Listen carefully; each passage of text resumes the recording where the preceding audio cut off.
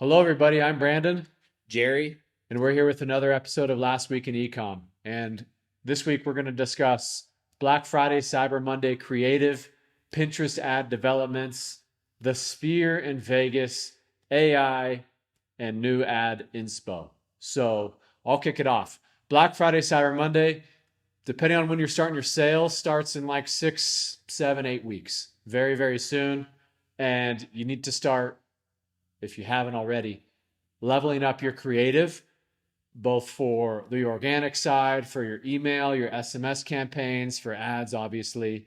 So, what we've done is we've compiled a massive swipe file of lots of different Black Friday, Cyber Monday related creative, and it is pinned to the top of my Twitter profile, or X. And so, go there, you'll see the tweet.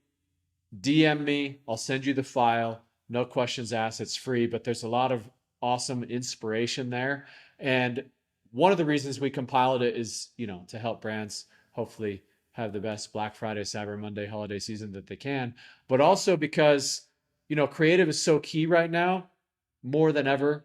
And I think just something that we've seen as an agency and within the community over the last year, people have started to really like rely on UGC. And UGC definitely has its place, and we make UGC ourselves. But I think way too many brands are entirely relying on UGC as far as their like ongoing creative strategy. And so, again, it has its place, but there's, raw UGC, polished UGC, product photography, videography, studio shot videography, AI driven content, more brand on location type of videography that can be done. And if you really want to have an amazing holiday season, our opinion is you need all these different types of creatives and you need to know where you should serve them. So, anyway, the swipe file will have some of that. If you do want to chat or just get some free ideas on the strategy on the creative side, would be happy to chat with you or do a little creative audit. But anyway, the swipe file is free, so head to Twitter for that. So now we want to talk about Pinterest, which one quick thing to note, which is pretty cool, is that Pinterest is actually growing again. It hadn't been growing for a little bit, but they reported growth in the last quarter. And so that's exciting, both for Pinterest as well as for D2C ecom, because that means that things are going well there for brands. And so if you haven't tested it, you should definitely get on and figure out a strategy that you can test it with. And, that is going to depend on who your audience is, what type of product you have, and all that stuff. But for sure, it's worth your consideration. Another thing with Pinterest that is a new update is their partnership with Amazon. So now you can run Pinterest ads that directly link to Amazon, as well as check out directly through Pinterest via Amazon Pay. So it just makes it more quick and seamless, and is continuing to grow that side of things. And then the last piece, as far as a Pinterest update goes, is they have a new ad type, which are quiz ads.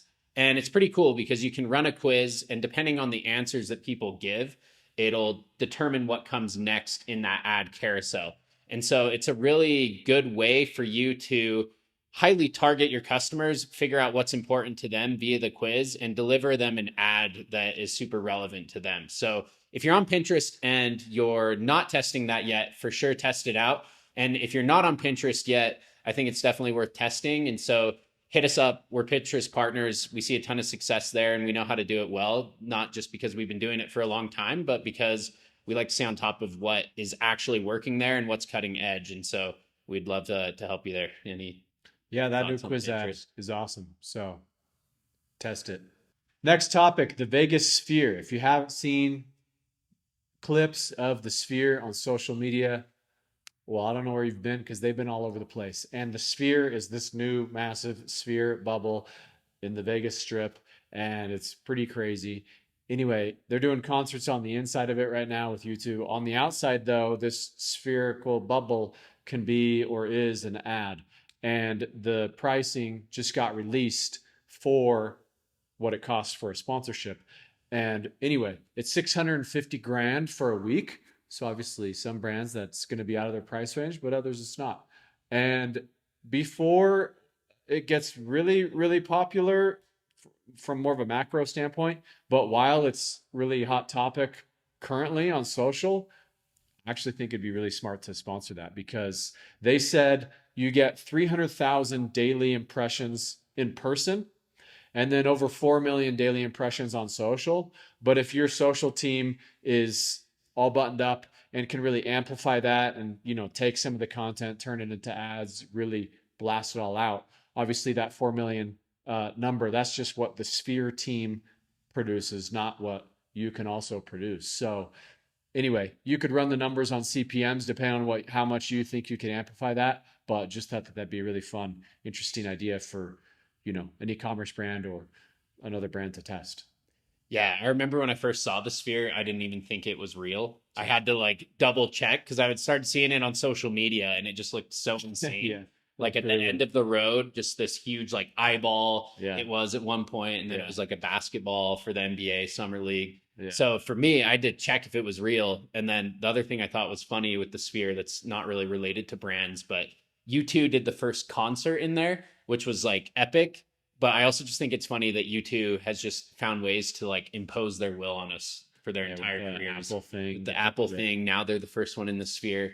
Yeah. But yeah, I agree. I think it could be huge for brands. And they're already talking about building the Sphere in other parts of the world. I think the next one was like Paris or something, MGM Paris. So there's going to keep being Sphere opportunities. Next, a quick update on ChatGPT. We always like to keep you up to date on what's going on with AI. It's something that we're using both on the execution side with our clients as well as even like the creative side. But anyways, with ChatGPT, before it could only look at data from September 21, I think it was. And before, now it can actively browse and search the internet. So anything that you're putting in there is going to be super relevant, up to date, and it's just going to make it even a more powerful tool.